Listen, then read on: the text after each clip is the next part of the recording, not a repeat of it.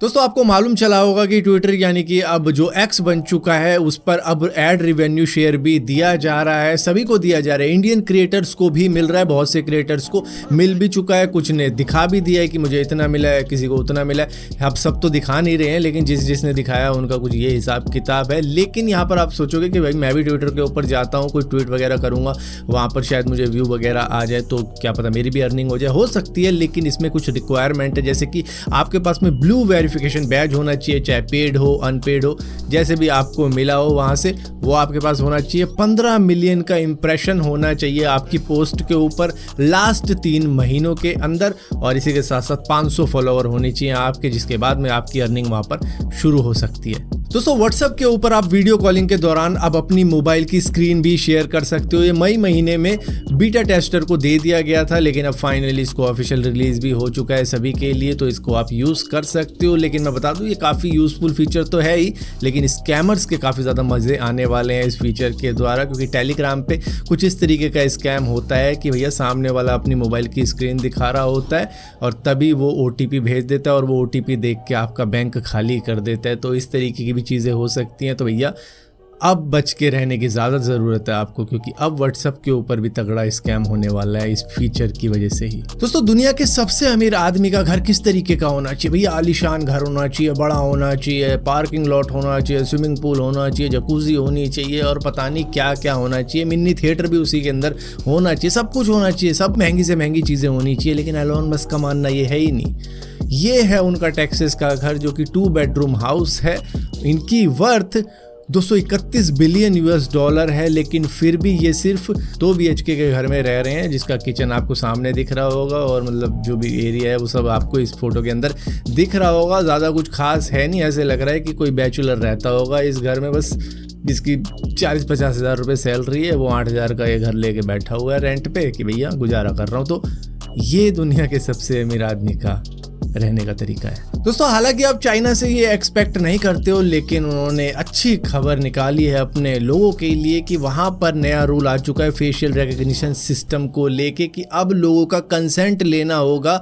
उनकी मतलब ये जो जानकारी वो इकट्ठी कर रहे हैं ना इस CCTV नेटवर्क को बना के, जो कि बहुत ही ज़्यादा मैसिव CCTV नेटवर्क है, सारी दुनिया में सबसे बड़ा नेटवर्क इन्हीं का है। तो अब उसके अंदर नॉन बायोमेट्रिक आइडेंटिफिकेशन तो ठीक है, लेकिन अगर बायोमेट्रिक आइडेंटिफिकेशन की जा रही है तो उसमें यूज़र की हाँ होनी चाहिए। जिस भी जगह पर जा रहे हो वहाँ पर क्या हमें अलाउड है आपकी फ़ोटो वगैरह खींचना, आपकी वीडियो वगैरह बनाना, और आपका मतलब ब्यौरा रखना अपने डेटा के अंदर। तो इस तरीके की इन्फॉर्मेशन पे अगर वो कहते हैं कि ठीक है अप्रूव है तो आप रिकॉर्ड कर सकते हो, वरना नहीं। ये शायद एयरपोर्ट, रेलवे स्टेशन, बस अड्डा, सिनेमा थिएटर या फिर मॉल वगैरह, मतलब इस तरीके की जगहों पर होगा कि मतलब जो प्राइवेटली रिकॉर्ड कर रहे हैं, अपने आप ही डेटा जमा कर रहे हैं, तो उनके लिए होगा। मतलब सरकार का तो ये है कि भैया रोडों पे हमने लगा रखे हैं, अब किसकी परमिशन ले, सभी की परमिशन पे हमने थप्पा लगा दिया शी जिनपिंग से कहवा के। दोस्तों कभी आपने बारिश के मौसम में या फिर किसी ऐसी जगह पे जहाँ पे मॉइस्चर ज़्यादा होता है, वहाँ पे ईंट उठा के देखी होगी, ईंट के नीचे कई सारे कीड़े दिख जाते होंगे, और आप कहते हो ओ भाई ये क्या हो गया।